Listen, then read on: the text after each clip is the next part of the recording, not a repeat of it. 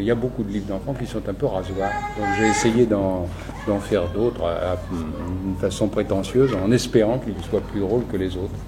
Moi, Mais quoi? J'ai aucun souvenir de toi ni maman nous lisant des livres. Oh, bon alors. C'est horrible, hein? Ah oui, oui. C'est injuste. Pourtant, non, vraiment, j'ai commencé les livres d'enfants parce que j'avais des enfants. C'est-à-dire parce que vous vous ennuyiez à devoir raconter des livres dans lesquels vous ne trouviez pas. Non, c'est pas tout, c'est juste et en même temps c'est pas tout à fait juste parce que j'ai toujours raconté des histoires en mélangeant texte et dessin comme ça. Mais avant c'était plus des histoires pour adultes ou pour amuser mes amis ou pour essayer de séduire les femmes que je trouvais belles. Et puis après donc j'ai essayé d'intéresser mes enfants. J'ai des souvenirs comme ça de livres d'enfants qui m'ont particulièrement embêté quand j'étais enfant. Et d'autres qui n'ont particulièrement plu. Et là, vraiment, je voulais, ou certains profs comme ça, je me disais, là, alors là, vraiment, il faut. Je me souviens, j'ai 7 ans et il ne comprend pas que je sais ça, ceci, cela. Et bon, et je me souviens, vraiment, je me suis fait ces J'essaye d'être fidèle à l'enfant. Mais tu te souviens bien de ton enfance assez pour qu'elle te stimule. C'est pas mal. Ce que j'aime bien dans le livre pour enfants, c'est que, naturellement, on est un artisan en chambre et on dessine la couverture, on choisit son format, on écrit le texte, on colle les papiers, on fait tout. Quand j'apporte le livre à l'éditeur, il n'y a aucune différence avec le livre tel qu'il sortira. On a tout fait. Alors, naturellement, c'est un peu solitaire, parce que c'est plus amusant quelquefois de travailler avec d'autres personnes qui vous stimulent. Mais là, donc maintenant, ce que je ne faisais pas au début, mais maintenant j'aime bien illustrer des textes qu'on me donne quand l'auteur me plaît ou ça m'amuse.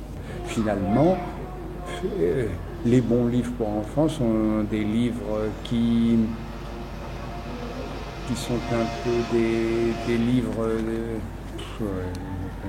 pas d'autres mots, mais des petits livres de philosophie, des petits livres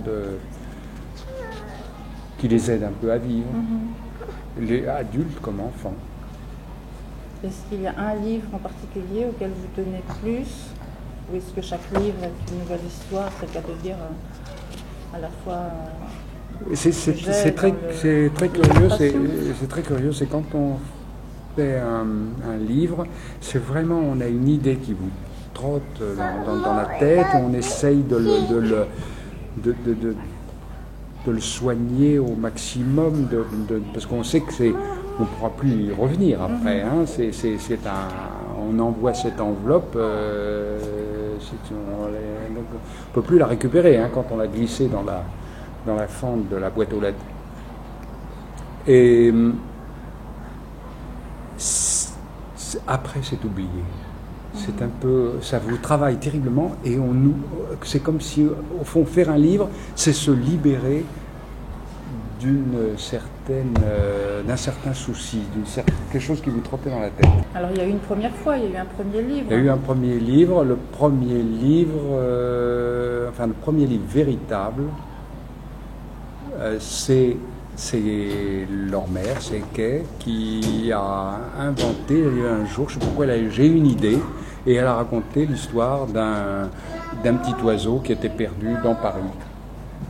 Et j'ai trouvé son truc très bien, et je l'ai illustré, formal, avec des crayons de couleur, en essayant au lieu d'être naturel, j'ai essayé de faire un livre pour enfants. C'est incroyable que, tu vois, avec un dessin comme ça, pour les enfants.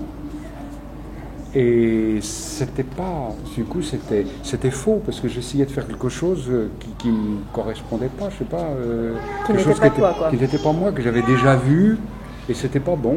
Et puis un jour, je me suis dit, mais je suis idiot, je devrais le faire tout à fait d'une façon authentique. Et je l'ai redessiné, tel que ça s'appelle Odette. Et ce livre-là a été un succès. J'ai eu beaucoup de mal tout de même pour arriver à le publier la première fois. Il a été publié en Angleterre au début. Et cette histoire, c'est drôle parce que ça, avec le temps, le métro n'est plus comme ça, il n'y a plus de porte automatique, il n'y a plus tellement de gens qui jouent de l'accordéon dans les couloirs, mais ça n'empêche que il y avait un fond de vérité parce que ce livre reste une atmosphère parisienne assez forte. Et j'ai des gens qui l'ont lu, même c'est traduit en japonais ou en puis surtout, ça laisse des souvenirs impérissables à plein de gens. Oui, oui, oui. Moi, j'ai rencontré des gens qui, tout à coup, ont réalisé que oui. « Ah, mais ce livre, oui. Tu es la fille de... » Oui, oui, parce qu'il y avait quelque chose dans ce livre, on parlait d'un monsieur qui finalement mourait. Et ça, c'était aussi des trucs dont on ne parlait pas dans les livres pour enfants. Mais au fond, je ne connaissais rien des livres pour enfants. Et d'ailleurs, je ne connais pas plus aujourd'hui. Et maintenant, je m'en vante de ne pas le connaître. Et l'histoire d'Édouard, alors? L'histoire d'Édouard, c'est une histoire qui est un peu autobiographique, puisque c'est l'histoire d'un âne. Et qui vit à la campagne, et à l'époque nous vivions à la campagne. Et ça, c'est une bonne histoire pour enfants. Hein, d'ailleurs, c'est presque, je crois, de tout ce que j'ai fait, c'est vraiment la meilleure histoire pour enfants. Alors là, on est autour d'une table qui est inspirée d'un de vos livres, puisque vous avez également fait Les convives comme il faut. C'est un livre, oui, sur les bonnes manières, comme vous dites, qui répertoriait plutôt toutes les mauvaises manières. C'est toujours plus amusant de voir le côté comme ça critique. Ça m'embête un peu parce que les gens, du coup, imaginent que je suis un spécialiste des bonnes manières. On parle toujours de ce qu'on ne connaît pas parce que ce qui vous intéresse, c'est justement des domaines qu'on a envie d'aborder. Donc quand on fait un livre sur un sujet, c'est mauvais signe. Ça veut dire, voilà, quelqu'un qui n'y connaît rien et qui a voulu regarder... C'est une histoire qui a été énormément racontée, La Petite Géante. Les façons qui sont présentées dans l'exposition permettent aussi au public de se poser des questions sur la technique que vous avez employée, que vous avez un petit peu expliquée. Et c'est vraiment un album qui a joué un rôle important dans l'essor du livre pour enfants, dans ses débuts qui sont aussi relativement récents, puisque c'est les années 70 en France. Tout ça, c'est... Eh bien, c'est des livres... la mère de mes enfants qui est anglaise et allant en Angleterre, j'ai tout de même découvert les livres pour enfants anglais qui sont, pour simplifier, qui sont tout de même d'une très grande qualité. Et j'ai essayé de donner le meilleur, je ne peux pas dire m'appliquer, mais j'ai vraiment essayé de faire une histoire le mieux possible. Et je suis peintre, artiste peintre, et j'y ai mis la même authenticité. D'ailleurs, moi, je ne fais aucune différence entre ma peinture et les livres que je fais pour les enfants. Les gens pensent toujours que c'est moins bien, que c'est moins sérieux, que c'est toujours un cran en dessous. Il y a des catégories comme ça qui changent d'ailleurs avec le temps, parce que ce qui était considéré comme vulgaire devient au contraire très sérieux, ce qui était sérieux devient rasoir et insignifiant. Aujourd'hui, les critères que nous avons aujourd'hui étonneront les gens qui vont nous suivre. Parce qu'on ne peut pas ne pas parler de chevaux en parlant de Philippe Dumas. Là, c'est Lougatine. C'est un livre sur un petit conseil d'équitation pour des gens débutants qui montent sur des poneys. Et le héros de ce livre s'appelle Jean, qui montait dans un manège à Paris. Et j'ai essayé de faire un petit livre pour lui en essayant de redéfinir d'une façon simple des figures équestres qui ne sont pas toujours tellement facile à comprendre, à retenir, parce qu'on emploie des mots qui ne sont pas toujours tellement utilisés par des enfants. Et là, j'espère avoir simplifié et donné le goût à des enfants de monter à cheval, qui est un plaisir certain. Pas toujours pour le cheval, mais pour le cavalier. Il y a quelques enfants qui sont furieux parce qu'ils ont l'impression d'être trompés. Comme c'est une histoire qui marche en boucle et qui revient sans arrêt sur elle-même, il y a des enfants qui le prennent mal et il y en a d'autres qui se sont amusés. Et ça, j'aime beaucoup toutes ces histoires de jeux de mots ou d'illusions graphiques. Je trouve ça très marrant et j'aime bien. Et le deuxième intérêt, c'était quand même que vous vous êtes amusé à partir d'une même phrase qui tourne en boucle à donner des interprétations différentes et avec des styles de dessin différents. Oui. Donc c'est là aussi peut-être une école du regard. Exactement, une école du regard. Une école, vous savez, c'est tout. En littérature et en peinture, c'est l'angle. La seule chose qui est importante, c'est la façon dont la personne là, puisque tout a été fait, toutes les situations ont été décrites par des gens bien supérieurs, mais il y a encore des angles à prendre. Et là, bon, naturellement, c'est un petit peu arbitraire, mais c'est pour et pour les enfants, ça peut être amusant. Donc, je crois que j'aurais lu ça enfant, ça m'aurait amusé. La première fois où j'ai visité cette ferme, j'étais avec donc leur frère, là, qui était petit. Et c'était fou parce qu'ils étaient persuadés d'être chez quelqu'un. Et dans la cuisine, dans cette vraie cuisine où il y a une cuisinière à charbon, avec le charbon, ça sent fort. Une grosse dame comme ça qui avait. Et alors, on dit pas bonjour. Bonjour. Bon, voulez-vous un gâteau? Ils étaient persuadés d'être tombés sur une fermière un peu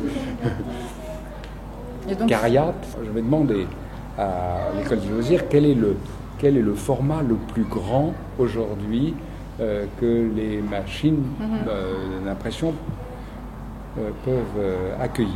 Je suis très content de cette idée de mettre la reliure comme ça en longueur parce que ça donne quelque chose de solide. Si c'était relié à l'italienne, le livre ne tiendrait pas. Et j'espère que ce système-là sera copié par d'autres personnes, mais jusqu'à présent, personne m'a... J'étais persuadé que j'allais être suivi. Peut-être intéressant de parler de ça, parce que le, entre guillemets, goût du passé qu'on t'accole souvent, et en même temps, finalement, tu es un homme de la modernité également. non, mais je trouve qu'on le sent assez bien dans le petit papier d'Ulrich Blatter, là, où elle dit, comme certains rêvent au futur, toi tu rêves au passé, mais c'est pas forcément parce que tu es passéiste. Moi, c'est difficile aujourd'hui de regarder le passé sans passer pour un réactionnaire. Moi j'aime bien le côté carnet de croquis, carnet de voyage. En fait, c'est fait comme si on part dans un autre pays. En fait, c'est pas fait forcément. Enfin, il y a des choses que tu trouves très bien et que tu as juste envie de. Oui. Non, c'est marrant parce qu'on me dit souvent ça, tu vois, que le passé, moi je n'aime pas spécialement le passé, je me considère tout à fait comme moderne. Je me crois moderne, il n'y a que ça qui m'intéresse. Quand on fait quelque chose, on fait ça pour le futur. Donc ce qui m'intéresse, c'est la peinture, c'est la peinture de notre temps, moderne. Mais il est certain que c'est assez fascinant de pouvoir garder pour les générations futures, justement, ce qui notre entourage. Moi, j'aime bien les anecdotes, j'aime bien les choses comme ça, donc je note notre vie de tous les jours, et quelquefois, généralement, ce que me racontaient mes parents et tout ça, ça me fascine aussi. Je veux le conserver parce que c'est quelque chose que j'ai connu. Je vois sur la table, là, vous avez César, le coq du village. C'est un reportage sur le livre Le village dans lequel nous habitions à la campagne.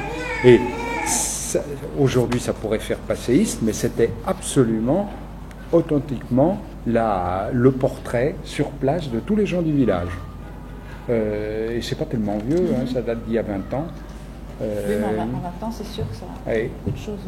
Les gendarmes étaient comme ça, les maçons travaillaient comme ça. C'est vraiment, j'ai dessiné chaque personne dans son magasin.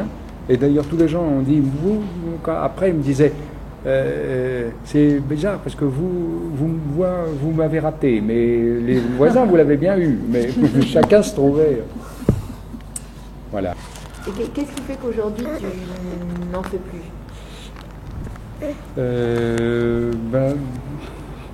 Pour la raison que j'ai moins de demandes, puisque j'ai moins d'enfants autour de moi. C'est vraiment, je crois que tout d'un coup... Enfin, ça te stimule moins que parce oui, que tu as quand oui, même parce que c'était enfants, tout de même toujours des histoires qui étaient tirées de la vie de tous les jours. Donc j'avais avec vous, avec vos frères, toujours des 10 idées par jour, en disant tiens, ça c'est marrant, ça ferait un petit bouquin marrant. Bon. Mais parce que tu as toujours privilégié la vie... Parce que tu as toujours aimé la vie qui t'entourait et c'était ça que tu avais envie de raconter. Je continue à faire des livres pour enfants si tu veux, mais je ne te les montre pas parce que ce n'est pas des livres pour enfants. C'est le même système, mais c'est des livres sur mes malheurs qui m'arrivent aujourd'hui, sur le fait de vieillir, de ceci, de cela. Mais c'est au fond, peut-être que j'en ai, je ne les montre pas et je ne les publie pas, mais peut-être que là-dedans, il y a un truc qui restera plus tard et qui sera le livre important de ma vie. Là, vous n'avez pas envie de les montrer, cela? Non, pas tellement. De toute façon, il n'y a pas aussi. Il faut dire que dans le livre pour enfants, il y a une demande. C'est ça le grand truc. Il y a une demande. Je fais d'autres livres. J'ai fait beaucoup d'autres livres que je ne peux pas publier parce qu'ils ne sont pas dans un créneau commercial habituel. Alors ça, c'est donc un livre, c'est un livre de poésie pour adultes. Je vois pas les enfants, je crois que ça leur passe au-dessus de la tête. Là aussi, j'ai bénéficié d'une grande liberté puisque j'ai pu l'illustrer comme ça directement sur le texte qui était déjà composé. En employant peu de couleurs. Tout ça aussi, c'est... Mais tu étais très libre aussi là, en imaginant que c'était probablement pas publiable. Oui. Il y a cette espèce de... Oui. Je sais que tu nous as toujours dit ça. Oui. Fais comme si personne n'allait le voir. Oui. Et dans ces cas-là, en effet, on est finalement plus libre et souvent meilleur. Et c'est vrai que... souvent l'inquiétude de penser que quelqu'un va regarder après nous fait nous appliquer et pas forcément dans le bon sens. Et l'application peut devenir un peu juste... Ah oui, parce qu'à ce moment-là, on s'applique. Et quand on s'applique, on manque de naturel et c'est foutu. Et vraiment, ce qu'on fait de bien, c'est terrible, mais on ne sait pas ce qu'on fait de bien. Ce sont des hasards. Il faut se mettre en position toujours de recevoir ces hasards, d'accueillir ces hasards et dans une figure de modestie totale.